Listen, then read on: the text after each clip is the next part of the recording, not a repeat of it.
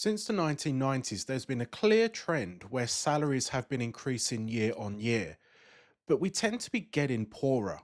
Why is that? Orenham has conducted some research on the minimum wage growth since its inception in 1999. You can get the full research analysis in the link in the description. The research unveiled that there was year on year increases in the minimum wage since 1999 all the way through to current. But when you convert the minimum wage into gold sovereigns each year, there was a drastic crash in the minimum wage since 1999 through to 2024. When converted to gold sovereigns, the minimum wage was down just over 68%. At the end of this video, I'm going to show you a chart showing each year how the pay in minimum wage when converted to gold sovereigns has really crashed. This leaves us asking why. It's not enough to just say the cost of living's gone up or inflation is increasing, because that doesn't really show the forces that are at work here. Taking a look at the money supply, and putting it simply, if you take the amount of currency in circulation in 1997, you'd have to multiply it by 3 to get where we are today.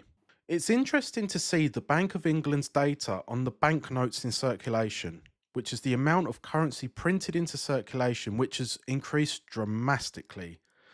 This is only banknotes though. Most of what we spend is electric now, so this is only part of the picture that we're seeing. As the pound has been debased over the years, it meant that higher denomination notes were needed in day-to-day domestic trade.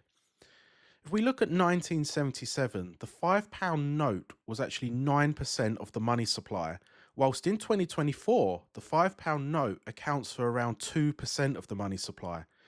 According to this data, £50 notes was not introduced until 1982, and now the £50 note makes up for 18% of the current money supply in 2024. So why are more and higher denomination notes needed? The answer is Seigniorage. And what this is the act of printing banknotes, which is the most profitable economic activity that you can have, and obviously the Treasury have a monopoly on this. The Bank of England's own data suggested it cost between 7 and 8 pence to print a £20 note. This was data that they gave in 2018, and our estimates is now closer to 20 pence per banknote. But still, if it takes 20p to make that note, they then sell that banknote to commercial banks at face value. The profit is the Seigniorage. Seigniorage profits go directly to the Treasury.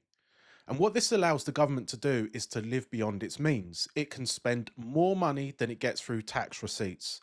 So when the UK joins in a war, when there is a crisis and bailouts are required, or when there is a lockdown because of a virus, the extra spending is met through a mix of issuing bonds into the market, but also Seigniorage. So when you take a look at how much the money supply has increased, a lot of this is because the government are helping themselves to pounds.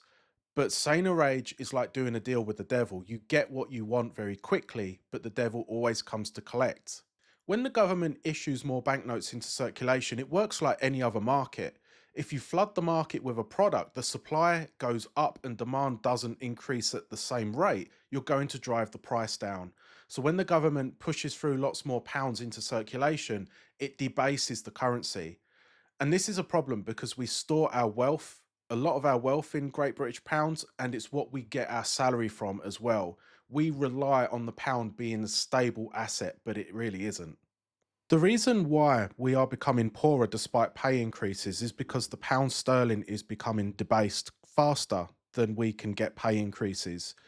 And you can see on this chart just how much the minimum wage has increased, but when you convert that into gold sovereigns, it's really gone down. It's crashed. We rely on the pound to store some of our wealth, and also we rely on it holding its value as we're paid in pounds. If you know what your salary is, your salary can buy you more in the January than it can in the December of the same year. And the reason for that is because the pound is currently slowly being debased. You can see even though the wages have increased during our period, the wage rises have been completely blown away by the debasement of the pound. The pound is becoming weaker at a much quicker rate than our wages are increasing, which is causing our living standards to fall. Until a time comes, if it ever comes, where a government comes into power and shrinks the size of the government, and the state becomes smaller and spending becomes smaller, I don't think we're really going to see a reversal of this trend of the pound being debased. The only way really that you can protect yourself is by storing your wealth in assets that the government cannot print, such as property, shares, and precious metals. We often get asked what our long term view is on precious metals, and even though we have seen some quite significant increases in assets such as gold, all the time that the gold supply is way below the supply of pounds in the market, the gold price has to go up against the pound. There's no other way that it cannot over the long period. So the next time we're due an election and you see politicians offering out free things if you vote for them and saying we won't raise your tax, think Seigniorage, because nothing is for free when it comes to the government. And when you do a deal with the devil, they always come to collect.